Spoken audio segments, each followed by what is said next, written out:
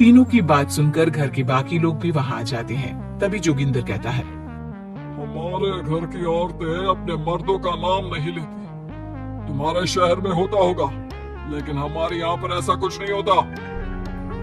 बहू, सचिन तुम्हारा पति है, तुम उसका नाम मत लिया करो।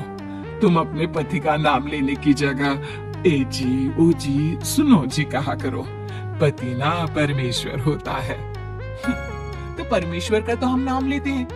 क्यों माँ जी, क्या आप अपने इष्ट देव का नाम नहीं लेती?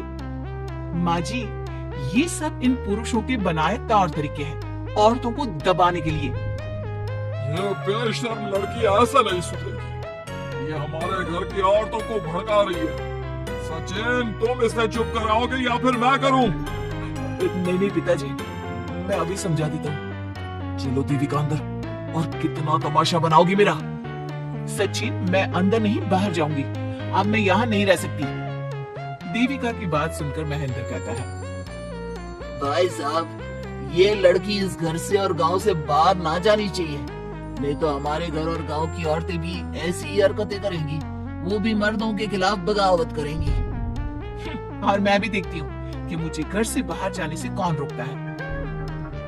बहू, इनसे बहस करने का कोई फायदा नहीं। तुम अंदर चलो।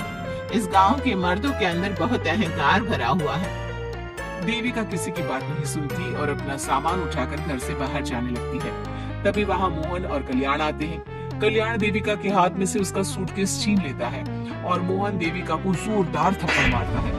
देविका का सर दीवार में लगता है और वो बेहोश हो जाती है। देविका, देविका तुम ठीक हो? भैया, आपकी हिम्मत कैसे हुई मेरी पत्नी पर हाथ उठाने की? सचिन, तुम जल्दी से देविका भाभी को अंदर कमरे